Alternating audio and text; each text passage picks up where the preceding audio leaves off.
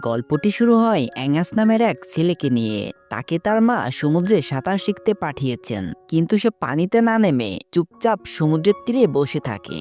হঠাৎ তার চোখে পড়ে পানির নিচে ডুবে থাকা একটি ডিম। সূর্যের আলো ডিমের উপর পড়তেই এটি চকচক করে ওঠে। আর তখনই অ্যাঙ্গাস সেটিকে পানি থেকে তুলে নেয়। সে মনোযোগ দিয়ে সেটিকে দেখতে থাকে। আর তখনই তার মা অ্যানি সেখানে চলে আসে। অ্যানি তাকে বাড়ি ফিরে যেতে বলে। অ্যাঙ্গাস দ্রুতই ডিমটিকে তার বালতিটিতে লুকিয়ে ফেলে এবং মায়ের সঙ্গে হাঁটতে থাকে।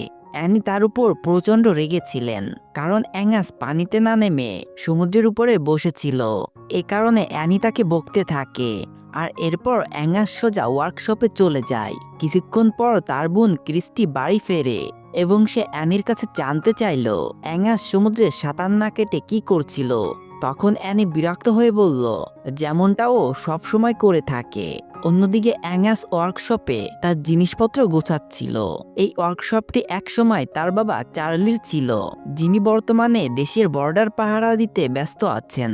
অ্যাঙ্গাস বাবার কথা ভাবতে ভাবতে চার্লির ছবি দেখতে লাগে। এরপর ক্যালেন্ডারে চোখ পড়তেই সে দেখে তার বাবা শেষ কতদিন আগে বাড়ি ফিরেছিল। এরপর সে সমুদ্রে পাওয়া ডিমটি বের করে এবং আস্তে আস্তে সেই ডিমটির উপরে জমে থাকা পাথর কণাগুলো পরিষ্কার করে। ডিমের ভিতরে সে উজ্জ্বল নীল রং দেখে সে অবাক হয়ে যায়। ঠিক তখনই তার মা অ্যানি তাকে বাহির থেকে ডাকতে থাকে। সে দ্রুত ডিমটি সেখানেই রেখে বাহিরে চলে আসে। সেই রাতেই হঠাৎ প্রবল বৃষ্টি শুরু হলো। অ্যাঙ্গাস আতঙ্কিত হয়ে পড়ে যে ওয়ার্কশপে রাখা ডিমটি নিরাপদে আছে কিনা। সে সঙ্গে সঙ্গে বৃষ্টির মধ্যে দৌড়ে ওয়ার্কশপে চলে যায়, কিন্তু সেখানে গিয়ে কিছু অবাক করা কাণ্ড দেখে। অ্যাঙ্গাস দেখতে পায় ডিমটি ইতিমধ্যেই ফেটে গিয়েছে। সে চারদিকে তাকিয়ে দেখার চেষ্টা করে যে ডিমের ভিতর থেকে কি বেরিয়েছে। ঠিক তখনই সে দেখতে পায় একটা অদ্ভুত ধরনের প্রাণী। সে ধীরে ধীরে প্রাণীর দিকে এগিয়ে হাত বাড়িয়ে স্পর্শ করার চেষ্টা করে, কিন্তু প্রাণীটা তার দিকে তেড়ে আসতে লাগে। তখন অ্যাঙ্গাস বুঝতে পারল যে এই প্রাণীতে হয়তো ক্ষুধার্ত। অ্যাঙ্গাস তখন দ্রুত তার জন্য খাবার আনতে গেল। তারপর প্রাণীটি শান্ত হয়। এরপর অ্যাঙ্গাস তাকে স্নেহ ভরে খাওয়াতে শুরু করে। ঠিক তখনই আবারও অ্যানি তাকে ডাকতে শুরু করে। ফলে বাধ্য হয়ে সে প্রাণীটিকে রেখে ঘুমাতে চলে যায়। পরের দিন সকালে যখন ঘুম থেকে উঠে সে দেখতে পেল কিছু সৈন্য তাদের বাড়ির দিকে আসছে। অ্যানি ও ক্রিস্টির সঙ্গে সে সৈন্যদের দেখতে যায়। তারা ক্যাপ্টেন হ্যামিংটনের সঙ্গে দেখা করতে আসে। হ্যামিংটন জানালেন, খবর অনুযায়ী শত্রুরা সমুদ্রপথে দেশে অনুপ্রবেশের চেষ্টা করতে পারে। তাই ক্যাপ্টেন হ্যামিংটন তার দল নিয়ে কিছুদিন এখানেই অবস্থান করবে এবং যুদ্ধের প্রস্তুতি নিবে। এরপর সৈন্যরা বাড়িতে তাদের সব জিনিসপত্র নিয়ে আসে এবং যুদ্ধের জন্য প্রস্তুত হতে থাকে। অ্যানি ক্রিস্টি ও অ্যাঙ্গাসকে তাদের ঘরে ফিরে যেতে বললেন। পরে অ্যাঙ্গাস লাইব্রেরিতে আসে এবং একটি রহস্যর বই খুঁজতে থাকে, যাতে সে ওই সমুদ্রে পাওয়া ডিমের কোনো সমাধান খুঁজে বের করতে পারে। সে খুঁজতে খুঁজতে একটি বই পায় এবং বইটি নিয়ে অ্যাঙ্গাস সোজা সেই ওয়ার্কশপের দিকে দৌড়ে চলে যায়। কিন্তু অ্যাঙ্গাস যখন ওয়ার্কশপে ঢোকে সে দেখতে পায় সেখানে সবকিছু ছড়িয়ে ছিটিয়ে পড়ে আছে, আর সেই প্রাণীটি তার বাবা চার্লির জোতা চাবানোর চেষ্টা করছিল। ঠিক তখনই অ্যাঙ্গাস বুঝতে পারে যে তার আবারও হয়তো ক্ষুধা লেগেছে। সে দ্রুত রান্নাঘরের দিকে যেতে থাকে, কিন্তু সেখানে সৈন্যদের রাঁধুনি সার্জেন্ট স্টাঙ্ক তাকে আটকে দেয়। স্টাঙ্ক বলে, তোমার এখানে আসার কোনো অনুমতি নেই। অ্যাঙ্গাস তাকে বোঝানোর চেষ্টা করে সে একটু খাবার নিতে চায়, কিন্তু স্টাঙ্ক তার কোনো কথাই পাত্তা দিল না। তখন অ্যাঙ্গাস বলল, আমি কি অন্তত রান্নাঘরে পড়ে থাকা আবর্জনাগুলো ফেলে আসতে পারি? এটা শুনে স্টাঙ্ক অ্যাঙ্গাসের কথায় রাজি হয়ে যায়। এরপর অ্যাঙ্গাস রান্নাঘরে উচ্ছিষ্ট খাবার নিয়ে তার নতুন বন্ধুকে খেতে দেয়। অ্যাঙ্গাস প্রাণীটিকে খেতে দেখে সে খুবই খুশি হয় এবং তার নাম রাখে ক্রুস। এরপর অ্যাঙ্গাস সেই লাইব্রেরি থেকে আনা বইতে প্রাণীটির সম্পর্কে সব তথ্য জানতে শুরু করে, কিন্তু অ্যাঙ্গাস এই বইতে খুব বেশি তথ্য খুঁজে পেল না। শীঘ্রই ক্রুস সব খাবার শেষ করে ফেলে। অ্যাঙ্গাস সেই বইটির মাধ্যমে জানতে পারে যে ক্রুস পানি খুব ভালোবাসে। এই জন্য সে একটি পাত্রের মধ্যে কিছু পানি নিয়ে সেখানে রেখে দেয়, যাতে ক্রুস সেখানে আনন্দ করে সাঁতার কাটতে পারে। ক্যাপ্টেন হ্যামিংটন তার দলবলকে যুদ্ধের জন্য প্রস্তুত করতে থাকে। তিনি চেয়েছিলেন তার সৈন্যরা যুদ্ধের জন্য প্রতি সেকেন্ডে প্রস্তুত থাকুক। এই সময় অ্যাঙ্গাস কিছুক্ষণ ক্রুসকে একা রেখে বাড়িতে যায়, যাতে অ্যানি তাকে কোনো প্রকার সন্দেহ না করে। পরে দেখা যায় লুইস নামের এক ব্যক্তি তাদের গ্রামে আসে। সে ওয়ার্কশপে গিয়ে অ্যানির সাথে দেখা করে। লুইস বলল সে ওয়ার্কশপে কাজ করতে চায়। অ্যানি বলল আগে ওয়ার্কশপ পুরোটা পরিষ্কার করো, তারপর তুমি নিশ্চয়ই কাজ পাবে। লুইস সঙ্গে সঙ্গে কাজ শুরু করে।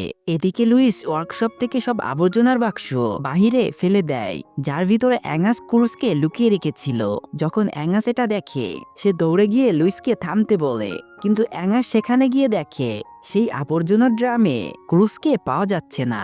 তখন অ্যাঙ্গাস লুইসকে জিজ্ঞেস করে সে কে আর সে তাদের ওয়ার্কশপে কি করছে। অ্যাঙ্গাস বলল এটি আমার বাবার ওয়ার্কশপ এবং তিনি খুব শীঘ্রই যুদ্ধ থেকে বাড়ি ফিরবেন। এই কথা শুনে লুইস হেসে বলল শোনো ভাই, তোমার বাবা ফিরে এসে যা খুশি করতে পারেন, কিন্তু যতক্ষণ না তিনি ফিরে আসছেন ততক্ষণ পর্যন্ত আমি এই ওয়ার্কশপের মালিক। এই কথা শুনে অ্যাঙ্গাস রেগে ওয়ার্কশপ থেকে বেরিয়ে যায় এবং ক্রুসকে খোঁজা শুরু করে। এদিকে ক্রুস অ্যাঙ্গাসের ঘরে ঢুকে পড়ে, কিন্তু অ্যাঙ্গাসের কুকুর তাকে দেখতে পেয়ে তাড়া শুরু করে, কিন্তু সৌভাগ্যবশত কুকুরটি শিকলে বাঁধা থাকার কারণে সে ক্রুসকে ধরতে পারে না। ক্রুস তখন ভয়ে দৌড়ে গিয়ে সোজা বাথরুমের মধ্যে ঢুকে পড়ে। ঠিক তখনই ক্রিস্টি বাথরুমে ঢোকে আর ক্রুসকে দেখে ভয়ে দৌড়ে সিঁড়ির দিকে চলে যায়। ক্রিস্টির চিৎকার শুনে অ্যাঙ্গাস বুঝতে পারে যে হয়তো সেখানে ক্রুস আছে, তাই সে ক্রিস্টিকে শান্ত করার চেষ্টা করে। অ্যাঙ্গাস তাকে বুঝিয়ে বলে ক্রুস হলো তার পোষা প্রাণী, যা সেই সমুদ্রের তীর থেকে পেয়েছে। ক্রিস্টি তখন ভীত ছিল। অ্যাঙ্গাস তাকে প্রতিশ্রুতি দিতে বলে যে সে যেন একথা তার মাকে কিছুতেই না বলে, কারণ ক্রুস কারোরই ক্ষতি করবে না। অন্যদিকে অ্যানি ওয়ার্কশপে লুইসের সাথে দেখা করতে যায়। সে তার স্বামীর কিছু পুরাতন জিনিস এনেছে, যার মধ্যে কিছু পোশাক ছিল যা সে লুইসকে দেয়। এই দেখে লুইস তাকে জিজ্ঞেস করে তাহলে কি চার্লি আর ফিরবে না। অ্যানি ভারী মনে উত্তর দিল না, সে আর কখনোই ফিরবে না। এ কথা শুনে লুইস বলে কিন্তু অ্যাঙ্গাস তো আমাকে বলেছিল যে তার বাবা অতি শীঘ্রই ফিরে আসবে। অ্যানি বলে অ্যাঙ্গাস এখনো শিশু, সে সত্যি বিষয়টা জানে না। আসলে চার্লি যুদ্ধের সময় জাহাজ ডুবে মারা গেছে। এরপর অ্যানি লুইসকে তাদের বাথরুমের ছাদে লিক সারাতে অনুরোধ করে। লুইস যখন বাথরুমে কাজ করতে আসে, পরে দেখা গেল এটা সেই বাথরুম যেখানে অ্যাঙ্গাস ও ক্রিস্টি ক্রুসকে সেখানে লুকিয়ে রেখেছিল। লুইস দরজা নক করতেই তারা তাকে ঢুকতে বাধা দিতে থাকে। অনেকক্ষণ অপেক্ষার পরও যখন কেউ দরজা খুলল না, তখন লুইস হুমকি দিল যে সে সব জানিয়ে দিবে তাদের মাকে। অবশেষে ক্রিস্টি বাধ্য হয়ে দরজা খোলে।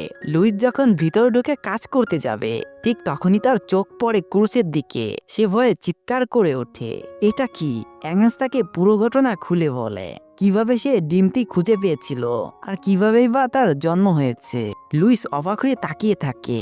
তারপর যখন হাত বাড়িয়ে স্পর্শ করতে যায়, কিন্তু হঠাৎ ক্রুস তার দিকে তেড়ে আসে। লুইস দ্রুত হাত সরিয়ে নেয়। তারপর সে বলে এটি তো একদম সি হর্সের মতো দেখতে। সে আরো বলে সি হর্স হলো পৃথিবীর বিরলতম প্রাণীদের মধ্যে একটি। বলা হয়ে থাকে একসময় পৃথিবীতে মাত্র একটি সি হর্স ছিল। একটি সি হর্স মারা গেলে তখনই কেবল আরেকটি ডিম ফোটে এবং নতুন সি হর্সের জন্ম নেয়। লুইস ক্রুসের জাদুকরী শক্তির ব্যাপারেও বলে। ঠিক তখনই অ্যানি দরজাতে নক করতে থাকে। অ্যাঙ্গাস দ্রুত লুইসকে সাহায্য করতে বলে, কারণ অ্যানি কখনোই ক্রুসকে ঘরে রাখার অনুমতি দিবে না। লুইস রাজি হলো এবং কোনো মতে ক্রুসকে লুকিয়ে রাখে। অ্যানি ঘরে প্রবেশ করে, কিন্তু অবাক করা বিষয় হলো সে সেখানে কিছুই দেখতে পেল না। যদিও ক্রুস দরজার আড়াল থেকে উকি দিচ্ছিল, তবুও লুইস চালাকিকতার সাথে পরিস্থিতি সামলে নিয়েছে। এরপর যখন অ্যানি ঘর থেকে বেরিয়ে গেল, তখনই তার দেখা হলো ক্যাপ্টেন হ্যামিংটনের সাথে। তিনি অ্যানিকে তাদের সাথে খাবার খাওয়ার আমন্ত্রণ জানালেন। রাতে লুইস অ্যাঙ্গাসকে বলে ক্রুসকে সমুদ্রে ফিরিয়ে দেওয়া উচিত, কারণ সেটাই তার আসল বাসস্থান। কিন্তু অ্যাঙ্গাস কিছুতেই রাজি হলো না। অ্যাঙ্গাস বলে ক্রুসের জায়গা শুধু আমার সঙ্গে। এদিকে রাতের সেই খাবার পার্টি শুরু হয়। অ্যাঙ্গাস ক্রুসকে বাথরুমের মধ্যে রেখে তাড়াহুড়ো করে বেরিয়ে যায়, কিন্তু সে তাড়াহুড়োর কারণে দরজা বন্ধ করতে ভুলে যায়। তখন তাদের বাড়ির কুকুরটি গন্ধ পেয়ে ক্রুসকে চারদিকে পাগলের মতো খুঁজতে থাকে। একসময় কুকুরটি ক্রুসকে দেখতে পেয়ে তার পিছনে ধাওয়া শুরু করে এবং যেতে যেতে সে ডিনার টেবিলের উপর উঠে পড়ে। তারপর সবকিছু লন্ডভন্ড করে দেয়। ক্রুস দৌড়ে গিয়ে বাইরে একটি ঝর্ণার মধ্যে ঝাঁপ দেয় এবং সে ঝর্ণাতে প্রচুর মাছ পেয়ে যায় এবং সেগুলো খেতে থাকে। অন্যদিকে অ্যাঙ্গাস ক্রুসকে চারদিকে খুঁজতে থাকে। লুইস ক্রুসকে দেখতে পেয়ে অ্যাঙ্গাসকে আতঙ্কিত হতে নিষেধ করে। ডিনার টেবিলের বিশৃঙ্খলার কারণে অ্যানি খুবই বিরক্ত ছিল। দেখতে দেখতে ক্রুস অনেক বড় হয়ে পড়ে তাকে আর বাড়ির মধ্যে আটকে রাখা সম্ভব হচ্ছিল না। এরপর তারা তাই সিদ্ধান্ত নেয় ক্রুসকে সমুদ্রে ছেড়ে দিয়ে আসবে। অ্যাঙ্গাস ও লুইস ক্রুসকে নিয়ে একটি ট্রাকে করে সমুদ্রের দিকে রওনা হয়। শেষ পর্যন্ত তারা সমুদ্রের তীরে এসে পৌঁছালো এবং কষ্ট হলেও তারা ক্রুসকে মুক্ত করে দিল।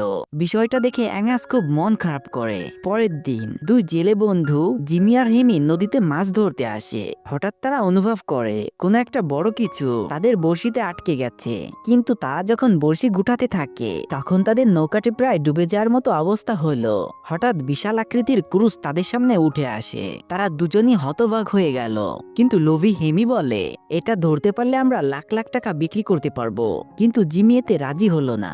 এদিকে ক্রুজ তাদেরকে টেনে নিয়ে এদিক ওদিক যেতে শুরু করে। অন্যদিকে ক্যাপ্টেন হ্যামিংটন অ্যাঙ্গাসকে জানালেন যে তার মা অ্যানি চায় যে সে যেন সেনাবাহিনীর প্রশিক্ষণ শুরু করে। এরপর অ্যাঙ্গাস সৈন্যদের সাহায্য করা শুরু করে। কিন্তু কিছুদিন অতিবাহিত হওয়ার পর তার আর এগুলো ভালো লাগে না। একদিন অ্যাঙ্গাস ক্যাপ্টেন হ্যামিংটনের থেকে পালিয়ে সমুদ্রের দিকে দৌড় দেয়। অ্যাঙ্গাস সমুদ্রের পাড়ে এসে ক্রুজকে বারবার নাম ধরে ডাকতে থাকে, কিন্তু সে ক্রুজকে কোথাও পাচ্ছিল না। হতাশ হয়ে সে একটা নৌকায় চেপে নিজেই খুঁজতে বের হয়ে যায়। কিছুক্ষণ পর পানি থেকে বিশাল দেহি ক্রুজ উঠে এলো। অ্যাঙ্গাস হতভম্ব হয়ে গেল। ক্রুজ আগের চেয়ে অনেক বড় হয়ে গেছে। তবুও সে সাহস করে লাফিয়ে উঠে বসলো ক্রুজের পিঠের উপরে। অ্যাঙ্গাসের প্রথমে ভয় লাগে। ক্রুজ তাকে মাঝ সমুদ্র দিয়ে এক অদ্ভুত শহরে নিয়ে যায়। অ্যাঙ্গাস এত মজা পেল যে তার ভয়টা যেন একদমই উড়ে গেল। কিন্তু বিপদ তখনও দূরে ছিল না। যখন ক্রুজ তাকে তীরে নামিয়ে দিতে এলো তখনই সেই কুকুরটি সেখানে হাজির হয়ে গেল। কুকুরের এই দৌড় দেখে এক সৈন্য পিছু করতে থাকে। সৈন্যটি ক্রুজকে দেখে তার চোখ কপালে উঠে গেল। এত বড় অদ্ভুত প্রাণী সে জীবনেও কোনোদিন দেখেনি। রাতে অ্যাঙ্গাস তার বোন ক্রিস্টি ও লুইসকে বলে ক্রুজ এখন আর সেই ছোট নেই, সে বিশাল দেহী হয়ে গেছে। এই বলে তারা হাসাহাসি করতে থাকে। এই বিষয়টি অ্যানি জানালার পাশে দাঁড়িয়ে দেখছিল। এতদিনে তার ছেলে মেয়ে মন খুলে এত পরিমাণ হাসছে। আর যা দেখে অ্যানি কান্না করে দিল। সে চুপচাপ চলে যাচ্ছিল। লুইস তাকে দেখে তার পিছনে ছুটে অ্যানি লুইসকে বলে তোমার জন্যই আজ ওরা এত খুশি। লুইস তখন বলে এগুলো তো তেমন কিছুই না, এগুলো তো আমার দায়িত্ব ও কর্তব্য। অন্যদিকে জিমি এক সাংবাদিক জকের কাছে ছুটে গেল। জিমি উত্তেজিত হয়ে বললেন সমুদ্রে এক অদ্ভুত প্রাণীর দেখা মিলেছে। জকি শুনে ভাবে এত বিশাল খবর, এটার সাহায্যে মোটা অঙ্কের বিনিয়োগকারী ও পর্যটক আনতে পারবো। কিন্তু হিমি বিরক্ত হয়ে বলে শহর ঠিকই যেমন আছে তেমনই থাকুক। জক মাথা নেড়ে বলে তবুও মানুষের জানার অধিকার আছে। যদি সত্যি সমুদ্রে বিপজ্জনক কিছু থাকে তবে তো সবাইকে সতর্ক করতে হবে। পরের দিন ক্যাপ্টেন অ্যানিও তার সন্তানদের নিয়ে একটি পাহাড়ের চূড়ায় নিয়ে গেল। সে দেখাতে চাইলো কিভাবে তার সৈন্যরা যুদ্ধ করে, কিভাবে পানির নিচে লুকিয়ে থাকা শত্রুদের ধ্বংস করে। তবে অ্যাঙ্গাস শুনেই আতঙ্কে কেঁপে ওঠে। ক্রিস্টি বুঝতে পারে ক্রুজের জীবন মারাত্মক বিপদের মধ্যে পড়তে পারে। সে দৌড়ে গিয়ে অ্যানিকে অনুরোধ করে এবং বলে যে সৈন্যদের থামতে। অ্যানি কিছুই বুঝতে পারছিল না। তখন অ্যানি বলে অ্যাঙ্গাস তুমি এখানে চুপ করে দাঁড়াও। ক্রিস্টি জোর দিয়ে বলে অ্যাঙ্গাস সত্যি বলছে এটি বিপজ্জনক, কিন্তু অ্যানি তার কথাও শোনে না। এরপর ওই সৈন্যরা গোলাবর্ষণ শুরু করে। ক্রুজ আতঙ্কিত হয়ে পড়ে। সে কোনো মতে প্রাণ বাঁচাতে উঠে পড়ে লাগে। এদিকে অন্যত্র জিমি ও জকি ক্যামেরা হাতে দাঁড়িয়ে থাকে। তারা ক্রুজের একটি ছবি তুলতে চাইলো, কিন্তু তারা কিছুই দেখতে পেল না। তখন তারা কোনো কুল কিনারা না পেয়ে একটা বড় আকৃতির নকল ক্রুজ বানিয়ে তার ছবি তোলে এবং তা পত্রিকায় ছাপিয়ে দেয়। পরের দিন যখন সেই সৈন্য সংবাদপত্র দেখে সে চমকে উঠল এবং বলতে থাকে এটাই তো সেই ভয়ানক প্রাণী যাকে সে সমুদ্র পাড়ে দেখেছিল। তখন সে সাথে সাথে সৈন্যদের নিয়ে বের হয়ে পড়ে এবং ওটাকে খুঁজতে থাকে।